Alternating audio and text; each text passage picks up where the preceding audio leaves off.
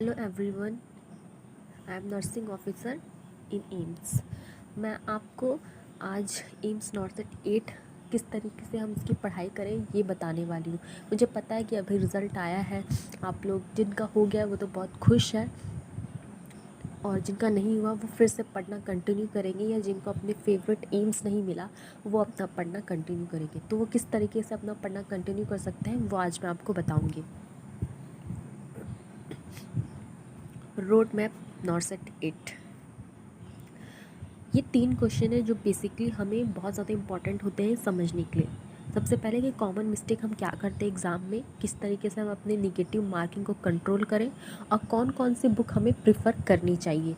तो सबसे पहले हम बात करेंगे कौन सी बुक हमें प्रिफ़र करनी चाहिए। तो ये सब मैंने प्रायोरिटी के अकॉर्डिंग लिखा हुआ है। तो सबसे पहले हम कोचिंग नोट्स, जिसने भी कोचिंग नोट्स बनाए, सबसे पहले आप कोशिश करो कि पूरी की पूरी आपकी कोचिंग नोट्स कंप्लीट हो जाए। वो कंप्लीट होने के बाद ही आप पी.आर. यादव की जो एमसीक्यू बुक है उस पर आओ, आप उसको लगाओ। अब मैंने क्या फेस किया प्रॉब्लम, पी.आर. यादव की जब एमसीक्यू सॉल्व किया तो सबसे पहले ये होता है ना, उसमें दिक्कत ये होती है कि जैसे कि आपका यूट्राइन प्रोलेप्स करके एक टॉपिक है तो वो ऊपर लिखा रहता है और आपके माइंड में सेट रहता है आप इसी से रिलेटेड क्वेश्चन है। तो जो क्वेश्चंस आपको थोड़े नहीं भी आते होंगे ना, फिर भी आप क्या करते हो, प्रोलेप्स वाला आंसर लगाते हैं, आपको लगता है सही है, अब आप आगे बढ़ जाते हो क्योंकि आपको पता है कि यही चल रहा है, यही टॉपिक। तो ये दिक्कत हो जाती है इसको लगाते टाइम। तो आप क्या करो, जब आप इसको लगाओ तो आप क्या करो, क्वेश्चंस भी देखो, मतलब एक्चुअल में ऑप्शंस भी देखो कि कौन कौन से ऑप्शन है। कोई ऑप्शन देख के आपको कन्फ्यूज़न तो क्रिएट नहीं हो रहा कि ये होना चाहिए कि ये होना चाहिए। अगर सेम क्वेश्चन यही उठ के मेरे सामने एग्ज़ाम में आ जाए तो ये क्या मैं कर पाऊँगी, क्या मुझे याद रहेगा बिना कोई कन्फ्यूज़न के कि हाँ यार यही इसका आंसर है 100%। तो इस तरीके से तैयार करो क्वेश्चंस को, इस तरीके से प्रैक्टिस करो, सारे ऑप्शंस देखो, सारे क्वेश्चंस देखो, और इस तरीके से सोच के सारे क्वेश्चंस को सॉल्व करो। और फिर जो भी आपको नहीं आता है तो फिर आप उसमें मार्क करो। फिर आपने एक बार पूरा कंप्लीट कर लिया पी.आर. यादव, आप उसकी 1.5 महीने बाद आप फिर से क्या करो, उसको फिर से दोबारा लगाओ, क्योंकि 1.5 महीने तक आपको कुछ याद नहीं रहेगा कहाँ ऑप्शन कौन सा आंसर था क्या था। आप 1.5 महीने बाद फिर से लगाओगे तो मुझे यकीन है कि आपको दोबारा ठीक ठाक फिर से आपको मिस्टेक आपको देखने को मिलेगी कि यार मुझसे ये क्वेश्चन नहीं हो रहा है या ये नहीं बन रहा है। अगर फर्स्ट टाइम बहुत अच्छे से लगाया तब तो बहुत कम क्वेश्चन शायद आपको मिलेंगे फिर से मिस्टेक वाले, पर अगर आपने अच्छे से नहीं लगाया तो आपको काफ़ी क्वेश्चन मिल जाएंगे जो आपसे फिर से नहीं बन रहे हैं। तो आप उसमें क्या करो, दूसरी तरीके से मार्किंग करो ताकि आपको पता चले कि कौन सी आपकी फर्स्ट मिस्टेक थी, कौन सी सेकंड मिस्टेक थी आपसे। तो और एक तो मैं ये भी आपको प्रेफर करूँगी कि आप इतने भी आपसे क्वेश्चन नहीं बने, आप उसकी भी एक तरीके नोट्स टाइप का बना लो, क्योंकि जब आप बुक्स पलट पलट के करोगे तो आपका बहुत टाइम वेस्ट होगा। वहीं पे आप नोट्स बना लोगे ना, फटाफट वो क्वेश्चंस लग जाएंगे। तो जो फर्स्ट टाइम मिस्टेक करो आप उसकी नोट्स बना लो, पर सेकेंड टाइम जो मिस्टेक करोगे वो बहुत ही कम क्वेश्चन देखने को मिलेंगे, तो आप उसको बनाने की ज़रूरत नहीं है आपको। आज मेरा गला ख़राब है। थर्ड जो मैं बोलूँगी, टारगेट हाई आप पढ़ो। जिसके पास मान लीजिए जिसके पास टाइम नहीं है, कम जो न्यू बच्चा है जो इतना पढ़ रहा है, तो शायद उसके लिए वो 6 महीने भी कम पड़ जाए, क्योंकि वो ज़्यादा ना पढ़ता हो या उसका स्लो प्रोसेस हो माइंड का, तो इतना जल्दी कवर अप ना कर पाता हो चीज़ों को। वो उनके लिए है कि टारगेट हाई में आप क्या कर सकते हो, प्रिफर की पॉइंट्स जो होते हैं वो हर चैप्टर्स के पेज में होते हैं, हर एक पेज में रहेंगे, हर चैप्टर्स के पेज में। और गोल्डन पॉइंट्स क्या होता है, हर चैप्टर के एंड में एक साथ देखने को मिलेंगे। तो आप ये दोनों कर सकते हो। तो आप ये दोनों काम कर सकते हो। और टेस्ट सीरीज़ तो मस्ट है, आपको देना ही देना है। अगर आप टेस्ट सीरीज़ की प्रैक्टिस नहीं करोगे ना, इतना समझ लो कि जब आप एग्ज़ाम दोगे ना तो आपसे गलती होगी ही होगी, बहुत सारी मिस्टेक आपसे होगी जो आपके क्वेश्चन आते होंगे तब भी मिस्टेक हो जाएगी, क्योंकि आपकी आदत नहीं रहेगी देने की एग्ज़ाम, तो वो बहुत दिक्कत हो जाएगी। इसलिए आपको टेस्ट सीरीज़ तो देना ही देना है। आपके पास टाइम है तो आप 2 महीना पहले से शुरू कर दो, जिसके पास थोड़ा कम टाइम है तो वो 1 महीना पहले तो शुरू करो ही करो एग्ज़ाम के। तो इस तरीके से मैं ये 4 पॉइंट्स जो है वो सबसे इम्पॉर्टेंट है, जो हर एक फ्रेशर जो पहली बार देने जा रहा हो उसको भी फॉलो करने हैं, और जिसने अभी तक अच्छे से नहीं पढ़ा उसको भी फॉलो करने। पर ऐसा कोई इंसान होगा जिसने ये सारे पढ़ लिए होंगे, वो भी बहुत अच्छे से पढ़े होंगे, तो उनको तो मैं यही बोलूँगी कि आप 6वां टॉपिक, 7वां टॉपिक और 8वां टॉपिक पे ध्यान दो, जो कि है प्रेफर करो आप एनक्लेक्स सॉन्डर्स, फिर आप मिशन परिचारिका बुक। मैं ये इसलिए आपको प्रेफर कर रही हूँ मैं इसलिए आपको ये प्रेफर कर रही हूँ क्योंकि ये बुक मैंने टेलीग्राम, क्योंकि मैंने इस बार देखा है कि काफ़ी क्वेश्चन इस बुक से आए थे और मैंने इसको टेलीग्राम है एक मिशन हाई करके, उसमें आप क्या कर सकते हो, उसमें आप देख सकते हो मिशन परिचारिका बुक की PDF पड़ी है। तो अगर आपको सैम्पल देखना हो तो आप टेलीग्राम पे जा कर के देख लीजिए। तो अगर आपको अच्छी लगती है बुक तो आप पढ़िए उसमें से, और नहीं लगती है तो रहने दीजिए। फिर आप मौसमी को तो मैं आपको एकदम लास्ट में प्रेफर करने के लिए बोलूँगी कि सबसे लास्ट में प्रेफर कीजिए, क्योंकि उसमें जो क्वेश्चन होते हैं ना वो तो टफ़ भी होंगे और कुछ ठीक भी होंगे, कुछ टफ़ भी होंगे। और ये है कि उसको कोई जल्दी करता नहीं है, तो अगर आपको नहीं भी कर रहे हो ना तो आप बहुत सारे बच्चों से पीछे नहीं रहोगे, तो उससे कोई ज़्यादा फ़र्क नहीं पड़ेगा।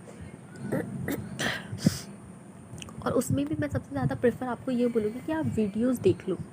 बुक पढ़ने से अच्छा है कि आप वीडियोस देख लो, कि जब आप बुक पढ़ोगे तो आप बुक सिर्फ क्वेश्चंस लगाओगे और बहुत सारे क्वेश्चन आपको नहीं समझ आएंगे, तो आप क्या करोगे, उसका रैशनल भी पीछे देखोगे, तब भी इतना अच्छे से समझ नहीं आएगा। और आप रैशनल देखना चाहोगे हर क्वेश्चन का तो उसमें बहुत ही ज़्यादा टाइम लग जाएगा आपको।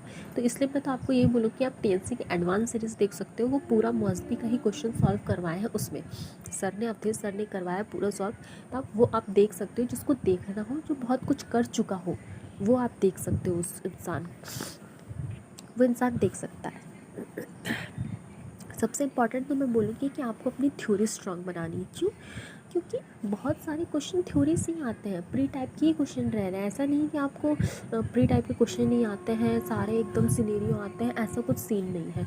सिनेरियो आपको बहुत कम मिलेंगे, इस बार तो हल्के फुल्के प्रायोरिटी वाले मिल गए थे और क्रिटिकल केयर टाइप के मिल गए थे, जो मोस्टली लोगों से नहीं बनते और सबके ही वही गलत हुए ज़्यादा मार्क्स, इसलिए इस बार बहुत तगड़ा नेगेटिव गया है।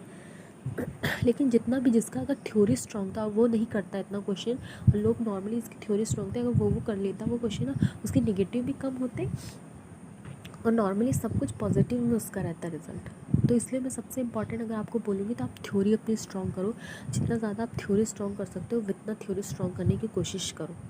और मैं आपको ये भी प्रेफर करूँगी, आप एक एपिसोड 360 सीरीज़ का डेली अगर देख सकते हो तो मैं यही प्रेफर करूँगी, देखो, वो भी 300 से 900 के बीच का एपिसोड को मैं आपको प्रेफर करूँगी देखना, कि आप इसके बीच के एपिसोड्स देख सकते हो, क्योंकि काफ़ी कुछ उसमें ये होता है ना कि आपके बेसिक क्लियर करने की, जिसके बेसिक क्लियर नहीं है वो सिर्फ ऐसे ही रट रहा है, जो उसके नोट्स में लिखा है उसको इतना बेसिक क्लियर नहीं है कुछ चीज़ों को, कुछ टॉपिक्स को लेके, तो वो क्या कर सकता है, अपने बेसिक क्लियर करने के देख सकता है। और उसमें कुछ कुछ ये भी है ना, कुछ कुछ एक्स्ट्रा भी वो क्वेश्चंस करवाते हैं, तो एक्स्ट्रा नॉलेज भी मिल जाती है।